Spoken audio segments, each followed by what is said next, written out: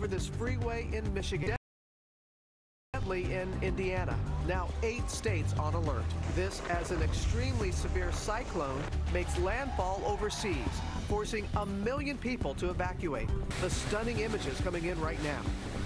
Also this morning, after the Attorney General is a no-show, now the new twist in that Capitol Hill clash. Democrats are now in talks with Robert Mueller's team, calling on Mueller to testify. As they blast Attorney General William Barr, Nancy Pelosi now saying he lied to Congress and the American people. The major Facebook crackdown overnight, the social media site banning a number of high-profile figures for hate speech, calling them dangerous. New reporting on the measles emergency at sea, hundreds of passengers quarantined. The plea now for 100 doses of vaccine. And now the new development involving that Scientology cruise ship, where it's now heading. Celebrating a screen legend. Chewie! The man who brought Chewbacca to life in Star Wars, Peter Mayhew, passing away. The outpouring of love from co-stars Harrison Ford, Mark Hamill, and Billy D. Williams as fans celebrate his life far, far across the galaxy this morning. And the health scare just revealed what Kelly Clarkson was facing as she hosted the Billboard Awards, pulling off this show-stopping performance, then just hours later, jumping on a plane for surgery. Live in Times Square, this is Good Morning America. And we do say Good Morning America on a Friday morning. And wow, what a performance we knew from Kelly Clarkson, but we didn't know that she was in extraordinary pain the entire time. I mean, look at her. She was battling appendicitis while hosting the Billboard Awards. Now she's revealed that she was in serious pain really for several days. She had emergency surgery afterward. You know, the song she performed, Broken and Beautiful, had more meaning to it. Yeah, what we learned. Also, what doesn't kill you makes you stronger. Makes you stronger, absolutely. Yeah. She's amazing. Glad she's okay. Another big performance from the Billboard Awards. BTS, the insanely popular K-pop band, owning the stage. Well, why are we talking about this? We have a big announcement. BTS kicking off our summer concert series. You guys remember what happened the last time they were here? It was so insane. So many fans showed up. We couldn't even fit them all into our studio. And wait until you see who else is performing this summer. We're going to be revealing the lineup all morning long. Yeah, we're going to slide into summer. It'll all make sense. It'll all make sense later. I see what you did there. You did. First, we're going to begin with that severe weather. 40 million on alert for flooding, possible tornadoes. Alex Perez is in Illinois with the latest on all that. Good morning, Alex. Hey, good morning, Robin. Some areas have already gotten 8 inches of rain coming down so quickly. Rivers and waterways just can't hold it all. Severe weather and heavy rain wreaking havoc across the southern plains as the system that brought 60 tornadoes in 3 days heads east. Relentless rains causing waters to rise across the Mississippi Valley. Waters reaching a record of more than 22 feet in Iowa, turning roads into rivers, cars completely submerged, people navigating the streets in boats. The DuPage River overrun, flooding, swallowing roads in Illinois, and claiming the life of a 2-year-old in Indiana. In Michigan, floodwaters climbing nearly 14 feet, shutting down Southfield Freeway. Sirens blaring in Arkansas, at least 3 tornadoes reported near Little Rock. At least 60-mile-per-hour winds ripping roofs off their foundations, plucking trees from the ground and tossing 18-wheelers onto their sides.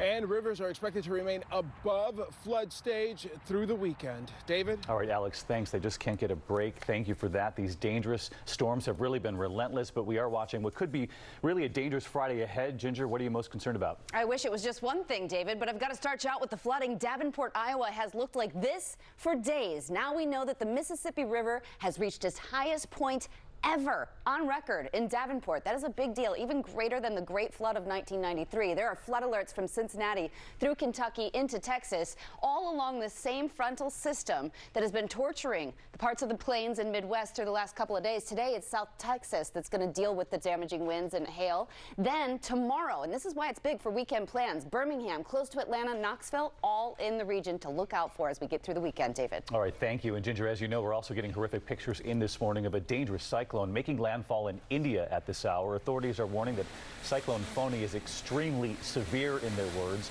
They've now ordered 1 million people to evacuate as it hits the eastern coast. Just stunning pictures. An area popular with tourists getting hit. Take a look at this. The storm blowing a roof completely off this hostel. Heavy rain, winds gusting now past 127 miles per hour. And this satellite image this morning showing that storm closing in. Thousands of Indian Army and Navy troops have been mobilized to help with recovery efforts. We're going to continue to follow this throughout the day. It's going to be a major story. I certainly wish them well there. We are going to turn now to Washington. This morning, House Democrats are one step closer to bringing in special counsel Robert Mueller to testify. This, as there is now an all-out war between Democrats and Attorney General William Barr after he refused to show up before the House Judiciary Committee. Speaker Nancy Pelosi flat out calling him a liar. Take a listen. The Attorney General of the United States of America was not telling the truth to the Congress of the United States. That's a crime. Okay, so let's bring in our senior congressional correspondent, Mary Bruce, there on the Hill. Mary, Barr could soon be facing a contempt citation. Yes, Cecilia, this is a real escalation in the fight between Democrats and this administration. After Barr was a no-show here at that hearing yesterday, House Democrats are now moving to hold the nation's top law enforcement official in contempt of Congress. Now, Gerald Nadler, the Democratic chair of the House Judiciary Committee, says he's going to make one more attempt to negotiate with Barr for the full unredacted Mueller report. But if he doesn't turn it over in the next day or two, they will hold him in contempt, possibly even by Monday. But Cecilia, that would likely set off a lengthy court battle that could last months, even years. This is going to be a long fight. Yeah, this isn't ending anytime soon. Mary, you've also learned that the House Judiciary Committee has reached out directly to Mueller about possible testimony on Capitol Hill. Yes, Cecilia, sources tell us that the House Judiciary Committee has now made contact with Mueller's team about a possible hearing here later this month. Now, we know they've been eyeing the date of May 15th. There's nothing on the books just yet. This morning, those talks continue. Cecilia. Mary Bruce, thank you very much. Busy day in Washington, guys. Cecilia, we're going to turn to that major Facebook crackdown this morning. They have now kicked several high-profile people off their site, banning them, calling them, quote, dangerous individuals, saying that they violated the ban on hate and on bigotry. So let's get right to our Chief National Affairs correspondent, Tom Llamas. He joins us here this morning with the latest. This was something. This was huge, David. Good morning to you. Now, this may be one of the biggest and most impactful decisions Facebook has ever made. The social media giant that gave everyone a voice and a page has just expelled 7 of its most controversial users, people with massive followings, but who Facebook essentially decided were, quote, dangerous individuals or organizations. Many who were banned are extreme conservative voices, the most well-known being Alex Jones. Jones supported President Trump, but also peddled and promoted sick conspiracy theories like that Sandy Hook massacre was fabricated. But there are others being banned, like Louis Farrakhan from the Nation of Islam for his anti-Semitic views. The tech world and really multiple industries are buzzing about this because social media moguls like Facebook's Mark Zuckerberg and Twitter's Jack Dorsey have been under fire for letting misinformation and hate speech spread on their platforms.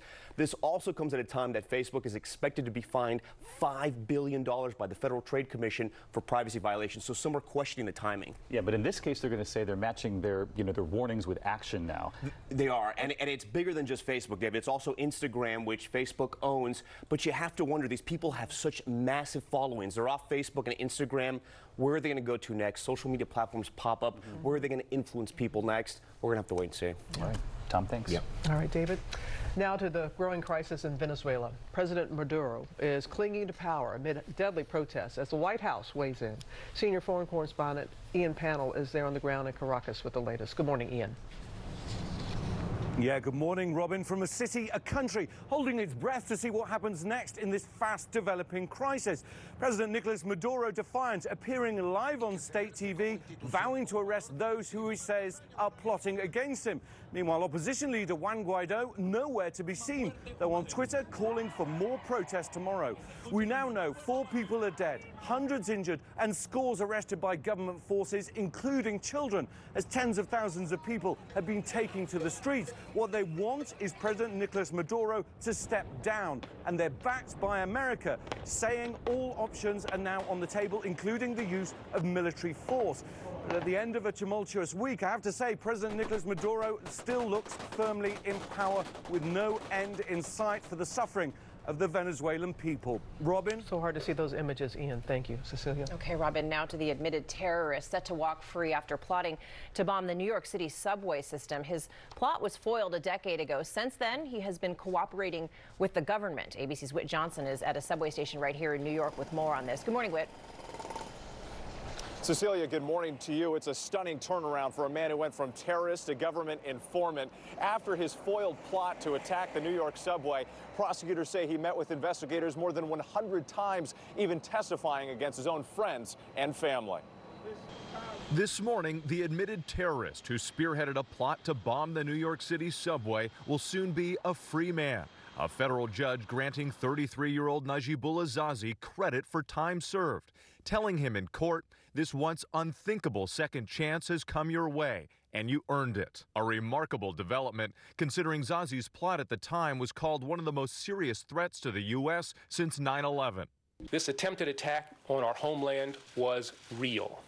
It was in motion, and it would have been deadly. Prosecutors say Zazi traveled to Pakistan in 2008, training with al-Qaeda in weapons and explosives. When he returned to the U.S., he and two friends in Denver devised the plan, building bombs with beauty products. Later arrested in New York City, Zazi at first denying his role. I have nothing to do with al-Qaeda and any link or anything with al-Qaeda. But prosecutors say he ultimately put his own life at risk by helping investigators, pleading guilty and then providing what they call extraordinary cooperation in America's fight against al-Qaeda, revealing key details of the terrorist group's training, movements, and recruitment methods. Prosecutors told the judge that Zazi has repudiated his terrorist ideology. He's expected to be released from jail in just a matter of days. David? Going to be a lot of opinions on this. Whit Johnson, thanks for that. Now to new developments this morning in that college admissions scandal. A new video now emerging of the young woman whose parents allegedly paid $6.5 million to get her into a top school. Offering advice, this young girl now does, on how to get into a top American university in this video. ABC's Lindsay Davis is here with more on that. And Lindsay, the family says they were tricked into the scheme? Yes, David, they say that they were duped. And we're now learning more about the pharmaceutical billionaires from China who paid that seven-figure sum. They say that they believe they were making a legitimate donation, what they call a generous act done for the good of the school and students. Hello everyone, I am 17 now. I've just graduated from high school, and this year, mid-September, I'm going to Stanford. Overnight, new video of Yusi Zhao, the student from China whose family allegedly paid $6.5 million to get her admitted into Stanford, the largest payment known in the case. In this 2017 live stream, Yusi is seen encouraging other students. I just felt like you can always achieve the things that you want to be if you try hard. Her family says they're the victims. In a statement, Yusi's mother claims she was tricked into believing the seven-figure sum would go toward scholarships, university salaries, and programs for needy students. Getting into the right college will set the trajectory for the rest of your son or daughter's life. But that money allegedly went to this man, Rick Singer, the so-called mastermind behind the college admission scam. Prosecutors say he was introduced to the family through an employee at Morgan Stanley who has since been terminated. No one in the family has been charged. Stanford tells us that they never received that $6.5 million. Now, prosecutors say that Singer faked sailing accomplishments for UC and later made a $500,000 donation to the sailing program. UC was a sophomore and has since been expelled. This keeps going, doesn't it? It does not stop. Yeah. All right, Lindsay, thank you so much. Now the latest on that cruise ship with hundreds on board, quarantined because of the measles. The ship owned by the Church of Scientology is back at sea this morning. Victor Oquendo has the latest for us. Good morning, Victor. Good morning, Robin. All signs point to that ship heading to its home port on the island of Curacao. But the question this morning, how will Curacao respond if and when that ship arrives? This morning, after 3 days of quarantine, hundreds of passengers on this cruise ship are now on the move in the Caribbean in the direction of the island of Curacao, the ship's home port, after one confirmed case of measles was found on board. The Free Winds cruise ship docked in St. Lucia on Tuesday and held at port. No one was allowed to disembark. This decision to quarantine this ship is in keeping with the health laws of St. Lucia. It's owned by the Church of Scientology and staffed by the church's devout Sea Org members. This is the Free Winds. It's billed as a training center away from the crossroads of everyday life and as a place where lives are transformed. The 440-foot vessel even hosting Scientology's most famous member, Tom Cruise, for his 42nd birthday. But for passengers on board, the voyage likely not the type of getaway they had in mind. While docked, St. Lucia's Department of Health and Wellness supplied 100 doses of the measles vaccine as passengers waited out. And for families on dry land here in the U.S., the fear of contamination continues to spread as more than 700 cases of measles are confirmed in 22 states across the U.S. There's a lot of other things that can come out of measles. You can be deaf, you can have seizures, you can control so much what you're doing. But if other people are going out in public, being sick, then that's part of the problem. And if the ship continues on its current track, it will likely arrive in Curacao at sometime Saturday morning. Guys? All right, Victor, thank you. You guys ready to turn to something that we've spoken very little about? Yeah, we haven't here even on mentioned this it, show. right? I know, it's going to be a shock to our audience. The Royal Baby Watch is still going on, guys. Amy's been waiting it out day and night there in Windsor for some news. Any news, Amy? I've been waiting, touring, dining. I'm running out of things to do here in Windsor, and still no baby news. You hear those bells ringing? Not because there is a new baby. Her Majesty is actually having a special event here at Windsor Castle while we all wait for those bells to ring for another reason. Back in January, you may remember Meghan said she was due late April, early May. Hello, it's May 3rd. And we also have a few other clues as to the baby's impending arrival. We know the last time we've seen Prince Harry in public was last Sunday at the London Marathon. He has that scheduled trip next week to the Netherlands Wednesday and Thursday. Those plans could change, and we do know that Buckingham Palace will announce when Meghan goes into labor, and we are certainly waiting for that announcement. And after the baby's birth, that will be announced on the royal family Twitter account, just like George, Charlotte, and Louis. The royal couple is breaking from tradition, though. Instead of making that big appearance on the front steps of the hospital, Harry and Meghan have said they're going to take some time to bond as a family before they introduce their baby to the world, which has infuriated, by the way, the British press. But according to the latest British poll, 75% of people here think that both Harry and Meghan and baby Sussex are entitled to some privacy, guys. Well, they certainly are. I would agree with that. But what about the bookies there, Amy? This is sort of one of the traditions. Whenever there's a royal baby, people place bets on the gender, on the date. Are they? They must be busy. So this is crazy. In fact, they're so busy, they've closed all bets. You cannot place a bet anymore on the gender, the time, the name of the baby, because so much money has been spent. Bookmakers here say they can't afford any more bets. That's how crazy it is here, guys. Well, Amy, we're taking bets on if you're ever coming back. Your kids want to know, is mom coming home? I know. I do miss my babies, by the way, too, but what can I do? I know. Work calls. That workation is still going. Thank you, Thanks, Amy. Okay, we're going to follow a lot of other headlines this morning. The tributes pouring in for the actor behind Chewbacca, Peter Mayhew. What Harrison Ford, Mark Hamill, and his other co-stars are saying this morning. Wow, we all love Chewbacca, right? And also had this morning new research on taking selfies and what it actually does to your mind. This is really interesting. Diane was here yesterday. Right. She's back with her piece on the effect on your dogs, too. The amount of time you spend on your phones is really eye-opening. But let's get over to Ginger in the meantime, tracking the severe weather. I left my phone away this time, but I am going to show you some amazing images captured on a camera from Wichita Falls, Texas. We're talking about flooding coming up, but let's get to the weekend getaways brought to you by Audible. Una mesa para dos personas.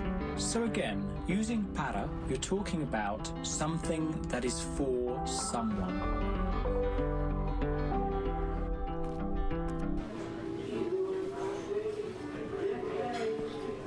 Quisiera una mesa para la cena. Pretty good. Could listening to Audible inspire you to start something new? Download Audible and listen for a change. Warm and muggy out the door this morning. Temperatures in the 60s will climb to about 80 degrees by lunchtime, but by about 1 o'clock, an isolated thunderstorm possible. It should be pretty brief, but a heavy downpour, gusty winds possible. 4 o'clock, 84, looking good for your Friday evening plans. 80 degrees at 7 o'clock, so maybe taking a happy hour or dinner outdoors. Heading into the weekend, warm and muggy for your Saturday, 80. Just a 30% chance of an afternoon thunderstorm. Have the umbrella Sunday, cooler, lower humidity with an 80% chance of showers. Happy Friday. Yay! Another life moves over. see.